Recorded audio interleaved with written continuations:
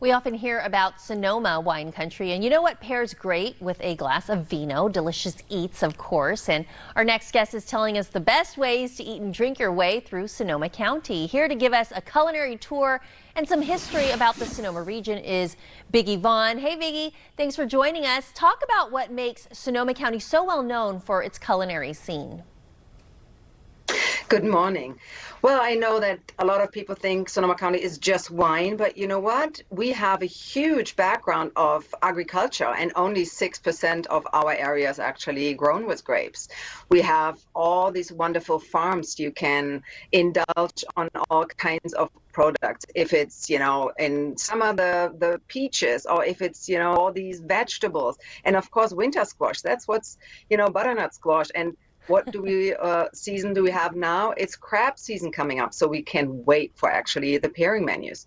Yeah, so there's a lot of fresh, everything from produce to things from the sea right there in Sonoma. What about that connection between the restaurants and the farmers there? It's funny when you go to one restaurant, I mean, either they grow it themselves or the chefs know, of course, their farmers very well. And they even go to them and say, hey, you know what? Have you thought about growing this and that? Because I need it for my menu when the season is in. So there's a great connection between really the farmer and the restaurants here. No matter, it doesn't have to be a Michelin star. It really can be the mom and pop restaurant. You got everything just right outside grown of the kitchen. I love that. And then, yeah, you know that it's all locally sourced. What do culinary experiences look like when someone heads into Sonoma? It can be, of course, one of these elaborate wine and food pairings, for example. I mean, it really depends what you want. Do you just want to have a pairing with one bite, or you can have this wonderful, 2-hour pairings, really, with all kinds of the grown product just around the corner. Bricoleur, for example, is one of the new, just this year opened wineries. Or you can go Ramsgate, or St. Francis has been for many, many years really by the USA Today, they was one of the best tasting rooms for wine and food pairings. So it really depends on what type of experience you're looking for.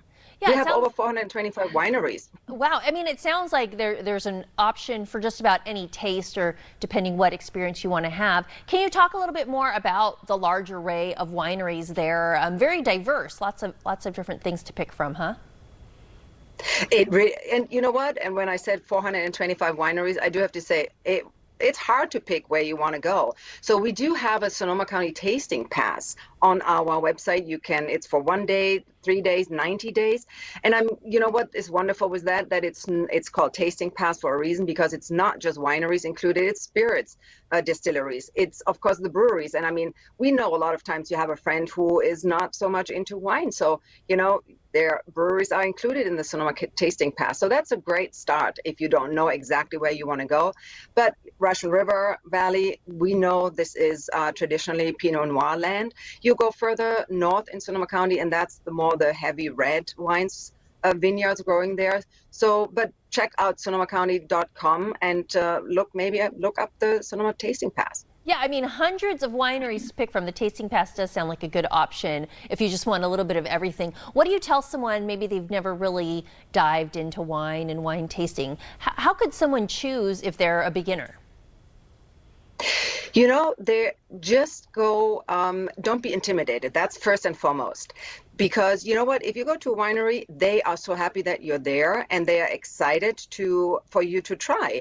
And don't be shy. You don't need to drink if you don't want to. There is always a spit bucket, it's called, and they encourage you actually, because you know what, also, if you want, you start in the morning, you maybe don't really want to drink any wine. So why don't you do something else before? We have tons of regional parks you can go outside, or we have a cheese trail, Sonoma Marin Cheese Trail. I think it's called by now California Cheese Trail. Mm-hmm. And you can go and visit one of the dairies, for example, in the morning. And especially, think about it in spring when you have all these cute little goats, for example, jumping around.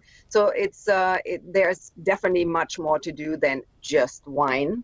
Okay, that's great, Biggie. I know that with the holidays coming up, you probably do have some events coming up. We can have people go to your website and check that out. Also, they can go out there and you can bring a little bit of Sonoma home with you. If you want some details and to plan a more intimate outing, see it for yourself, visit sonomacounty.com. Stay with us. More Your California Life is coming right up.